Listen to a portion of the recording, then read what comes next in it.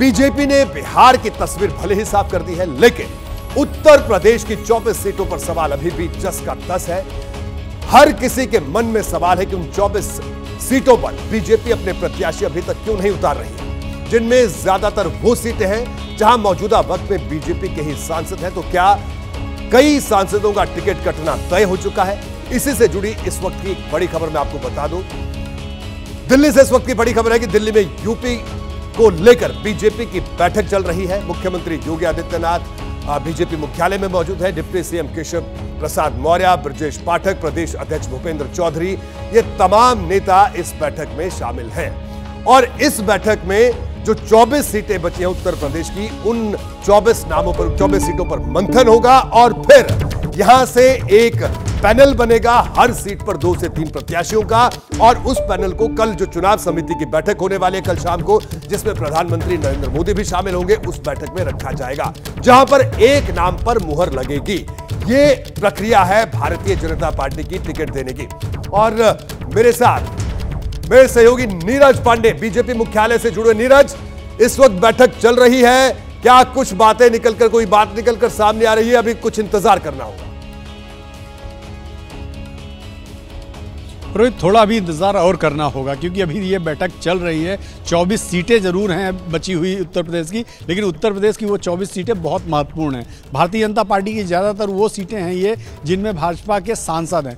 अब भाजपा में अगर नए चेहरे लाने हैं तो कौन से होंगे, इन पर एक बहुत विस्तार से चर्चा चल रही है, क्योंकि भाजपा को उत्तर प्रदेश से बहुत होप है। और भाजपा ये चाहती है कि कम से कम 75 से ज़्यादा सीटें, वैसे लक्ष्य भाजपा ने 80 की 80 का रखा है, लेकिन भाजपा का एक बहुत बड़ा ग्रुप है, वो चाहता है कि मिनिमम 75 सीटें उत्तर प्रदेश से जीती जाएं। इसके लिए एक एक सीट पर चर्चा जरूरी है और एक ऐसे कैंडिडेट का चयन जरूरी है जो भारतीय जनता पार्टी को जीत दिला। बिल्कुल नीरज, यानी थोड़ा इंतजार और करना होगा। आप बीजेपी मुख्यालय पर बने रहेंगे और सबसे पहले हम दर्शकों को खबर जरूर पहुंचाएंगे। हर बार जो दर्शकों से हमारा वादा है, आपका शुक्रिया।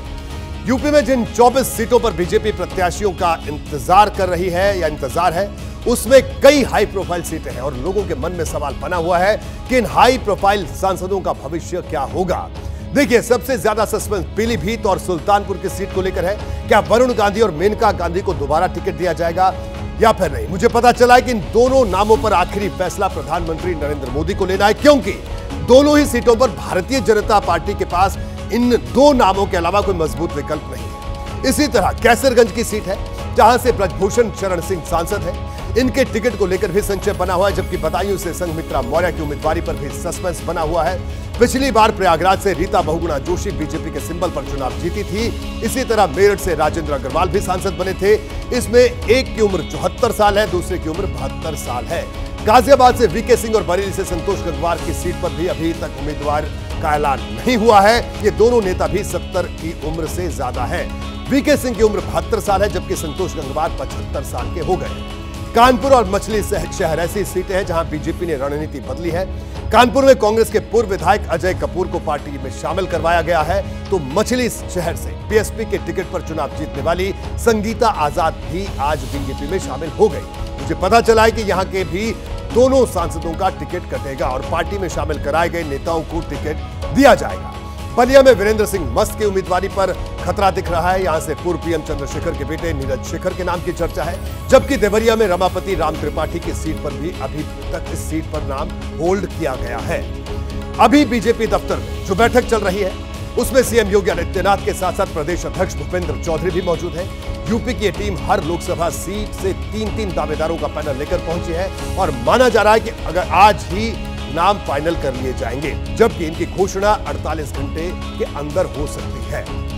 जैसे ही घड़ी का काटा दोपहर 2:30 पे आए, बबीता जी का दिल सास बहू साजिश के लिए मचल जाए। और ये है इनकी बहू, पूरे दिन ऑफिस की टेंशन हो जाए गॉन जब ये करें अपना फेवरेट शो फ्री टाइम पे ऑन। इनकी तरह आप भी देखें अपना फेवरेट शो अपने टाइम पर और डाउनलोड कीजिए एबीपी लाइव ऐप अपने स्मार्ट टीवी पर।